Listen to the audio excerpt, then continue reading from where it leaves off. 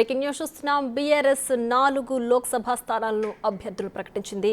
కరీంనగర్ నుంచి వినోద్ కుమార్ బరిలోకి దిగుతుండగా పెద్దపల్లి నుంచి కొప్పుల ఈశ్వర్ పోటీ పడుతున్నారు. అలానే ఖమ్మం నుంచి నామా నాగేశ్వరరావు, మహబూబాబాద్ నుంచి మాలోతు కవితకు కేసీఆర్ అవకాశం ఇచ్చారు.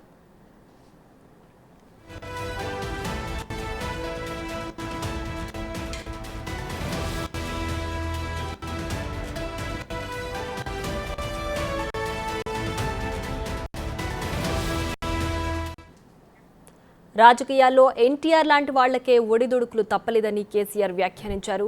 రాబోయే రోజులు మనవే అని, ప్రభుత్వంపై వ్యతిరేకత స్టార్ట్ అయిందని తెలిపారు. ఈ నెల 12న కరీంనగర్ నుంచి ఎన్నికల శంఖారావం పూరిద్దామని పిలుపునిచ్చారు. లోక్సభ ఎన్నికల్లో 8 నుంచి 9 స్థానాలు మనవే అని ధీమా వ్యక్తం చేశారు.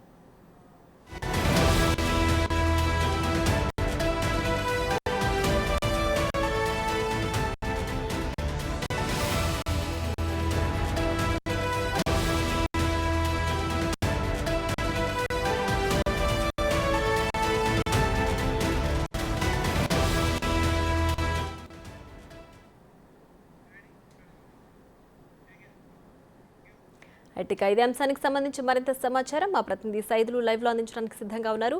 సైదులు చెప్పండి, బీఆర్ఎస్ పార్టీ 4 లోక్సభ స్థానాలకు సంబంధించి అభ్యర్థులను ప్రకటించింది కదా, అలాగే 12న ఎన్నికల శంఖారావం పూరిద్దామని కూడా కేసీఆర్ పిలుపునిచ్చారు కదా, దీనికి సంబంధించి పూర్తి డీటెయిల్స్ ఏంటి? కొద్దిసేపటి క్రితమే బీఆర్ఎస్ పార్టీ లోక్సభ అభ్యర్థులను కేసీఆర్ అధికారికంగా ప్రకటన చేశారు. ముఖ్యంగా 4 పార్లమెంటు నియోజకవర్గ అభ్యర్థులను కేసీఆర్ ప్రకటన చేశారు. అయితే మహబూబాబాద్ నుంచి మాలోతు కవిత, అంటే ప్రస్తుతం సిట్టింగ్ ఎంపీగా ఉన్నటువంటి కవితకే మరోసారి అవకాశం ఇచ్చారు. అదేవిధంగా ఖమ్మం పార్లమెంట్ నుంచి కూడా సిట్టింగ్ ఎంపీ నామా నాగేశ్వరరావుకి మరోసారి పోటీ చేయాలని చెప్పేసి కూడా కేసీఆర్ ఆదేశాలు జారీ చేశారు. అదేవిధంగా పెద్దపల్లి నుంచి మాత్రం అక్కడ కొంత మార్పు చోటు చేసుకుంది. ఎందుకంటే సిట్టింగ్ ఎంపీ అయినటువంటి వెంకటేష్ నేత తను కాంగ్రెస్ పార్టీలోకి వెళ్ళారు కాబట్టి, సో అక్కడ మాజీ మంత్రి సీనియర్ నాయకుడు అయినటువంటి కొప్పుల ఈశ్వర్కి అక్కడ పెద్దపల్లి నుంచి పోటీ చేయాలని చెప్పేసి కూడా కేసీఆర్ ఆదేశాలు జారీ చేయడం జరిగింది. అదేవిధంగా కరీంనగర్ నుంచి మాజీ ఎంపీ అయినటువంటి వినోద్ కుమార్ పేరును కూడా దాదాపుగా కేసీఆర్ ఖరారు చేశారు. మొత్తంగా 17 లోక్సభ స్థానాలకు సంబంధించి 4 లోక్సభ స్థానాల అభ్యర్థులను కేసీఆర్ కొద్దిసేపటి క్రితమే ప్రకటన చేశారు. మిగతా అభ్యర్థులను కూడా త్వరలోనే ప్రకటన చేస్తారని చెప్పేసి కూడా పార్టీ నుంచి మనకి సమాచారం అందుతుంది. ముఖ్యంగా రేపు ఇటు మహబూబ్ నగర్, అదేవిధంగా నాగర్ కర్నూలు పార్లమెంటరీ నియోజకవర్గ ముఖ్య నాయకులతో సమీక్ష సమావేశం ఉంటుంది. సో రేపు కూడా మరో 2 అభ్యర్థులను ప్రకటన చేస్తారని చెప్పేసి కూడా తెలుస్తుంది. అయితే ముఖ్యంగా ఈరోజు ఉన్నటువంటి ఖమ్మం, మహబూబాబాద్ లోక్సభ సమీక్ష సమావేశానికి హాజరైనటువంటి కేసీఆర్ ముఖ్యంగా ఇటు ఖమ్మం జిల్లాలో ఉన్నటువంటి బీఆర్ఎస్ పార్టీ చెందినటువంటి ఒకే ఒక ఎమ్మెల్యే, అంటే భద్రాచలం నుంచి గెలిచినటువంటి తెల్లం వెంకట్రావు ఈ సమీక్ష సమావేశానికి గైర్హాజరయ్యారు. అతను ఎందుకు గైర్హాజరయ్యారని చెప్పేసి కూడా ఇటు కేసీఆర్ ఆరా తీశారు. అయితే అతను ఫోన్లో సంపాదించడానికి ప్రయత్నం చేసినప్పటికీ తనకి అందుబాటులోకి రాలేదు. సో ఇక ఏమైనా సరే ఖచ్చితంగా తెల్లం వెంకట్రావు ఖచ్చితంగా కాంగ్రెస్ గూటికి చేరతారని చెప్పేసి కూడా జోరుగా చర్చ జరుగుతుంది. తను ఎప్పుడు చేరతారనేది కూడా అధికారికంగా మనకు తెలియాల్సి ఉంటుంది. ఏదేమైనప్పటికీ లోక్సభ ఎన్నికలు దగ్గర పడుతున్న వేళ బీఆర్ఎస్ పార్టీకి కొంతమంది సీనియర్ నేతలందరూ కూడా పార్టీని విడిచి వెళ్ళిపోతుండడం, అదేవిధంగా ఇప్పటికే సిట్టింగ్ ఎమ్మెల్యేగా ఉన్నటువంటి తెల్లం వెంకట్రావు ఈరోజు ఖమ్మం సమీక్ష సమావేశానికి గైర్హాజరు కావడము, అదేవిధంగా మాజీ ఎమ్మెల్యేలు కూడా ఏరేవైపు చూడడము, అదేవిధంగా సిట్టింగ్ ఎంపీలు ముఖ్యంగా ఇప్పటికే చూసాం మనము పెద్దపల్లి నుంచి వెంకటేష్ నేత కాంగ్రెస్ గుడికి రావడము, అదేవిధంగా జహీరాబాద్ నుంచి బీబీ పాటిల్ తను బీజేపీలోకి వెళ్ళడము, ఇలా కొంతమంది, అదేవిధంగా చేవేల నుంచి సిట్టింగ్ ఎంపీగా ఉన్నటువంటి రంజిత్ రెడ్డి మరోసారి తనకు అవకాశం ఇస్తారని చెప్పేసి కూడా జోరుగా చర్చ జరుగుతున్నప్పటికీ తను కొంత విముఖత వ్యక్తం చేస్తున్నట్టు కూడా మనకు సమాచారం ఉంటుంది.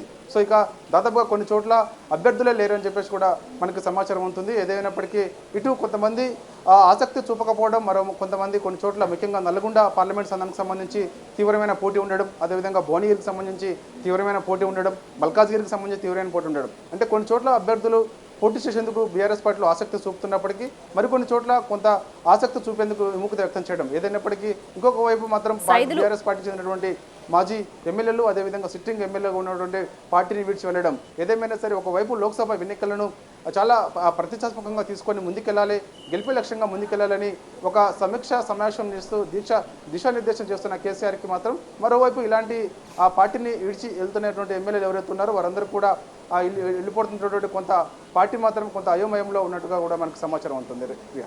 రైట్ సైదులు, అలాగే ఎన్టీఆర్ లాంటి మహానాయకులకే ఒడిదుడుకులు తప్పడం లేదు అని చెప్పి కూడా కేసీఆర్ వ్యాఖ్యానించారు. ఈ విధంగా నేతల్ని కావచ్చు, అభ్యర్థులను కావచ్చు చైతన్యపరుస్తున్నప్పటికీ నేతలు బీఆర్ఎస్ పార్టీని వీడుతున్నారు. అదేవిధంగా కాంగ్రెస్ పార్టీలోకి చేరికలు ఎక్కువగా జరుగుతున్నాయి. సో ఎందుకు గులాబీ బాస్ పైన నమ్మకం కలగట్లేదని భావించాలంటారా?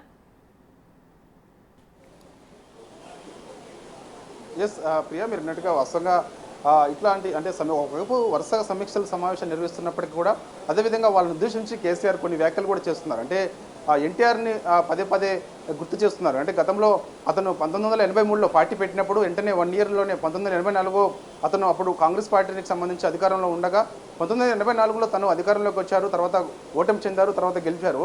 ఎన్టీఆర్ లాంటి నాయకుడికే ఇలాంటి ఒడిదుడుకులు ఉన్నాయి. సో మనమెంత అనేది కూడా తను పదే పదే కార్యకర్తలని నాయకులను ఉద్దేశించి కూడా వ్యాఖ్యానిస్తున్నారు కేసీఆర్. సో ఖచ్చితంగా రాబోయే రోజులు మనవే అని చెప్తున్నప్పటికీ కూడా కొంతమంది పార్టీని వీడి వెళ్తున్నారు. సో అలా వీడి వెళ్ళిపోయే వారి గురించి మనం పట్టించుకోవాల్సిన అవసరం లేదు, పెద్దగా నష్టమే ఉండదు. ఖచ్చితంగా మనకి కార్యకర్తల బలం ఉన్నది. దాదాపుగా 60 లక్షల సభ్యత్వం ఉన్న పార్టీ మన బీఆర్ఎస్ పార్టీ. సో ఖచ్చితంగా రాబోయే రోజులు మనవే అని చెప్పేసి కూడా తను కొంత ధైర్యం చెప్తున్నప్పటికీ కూడా చాలామంది ఇటు పార్టీని విడిచి వెళ్ళిపోతున్నారు. ఎందుకంటే వాస్తవంగా ఇటు కేసీఆర్ ఒకవైపు పార్టీలో ఉన్నటువంటి నాయకుల్ని కార్యకర్తలను ఉద్దేశించి మాట్లాడుతున్నప్పటికీ కూడా కొంత మనోధైర్యం నింపడంలో మాత్రం విఫలమవుతున్నట్టుగా కూడా మనం చెప్పవచ్చు. ఎందుకంటే ఈ మధ్యకాలంలో చూసాం మనము కేటీఆర్ అన్ని తానే ఎవరిస్తున్నప్పటికీ కూడా తన వైఖరి వల్లనే కొంతమంది పార్టీని విడిచి వెళ్ళిపోతున్నారని చెప్పేసి కూడా మనకి కొంత సీనియర్ నాయకులు లోపల గుసగుసలు ఆడుతున్నారు. కానీ ఇక కేసీఆర్ తన ఓటమి తర్వాత శస్త్రచికిత్స మార్పిడి అంటే తను కాల్జేరి కింద పడిన తర్వాత దాదాపుగా 2 నెలల పాటు తన ఇంట్లోనే రెస్ట్లో ఉన్నారు. ఇక చూసాం మనం మన ఫిబ్రవరి 6వ తారీఖు మొదటిసారి తెలంగాణ భవన్లో అడుగుపెట్టారు.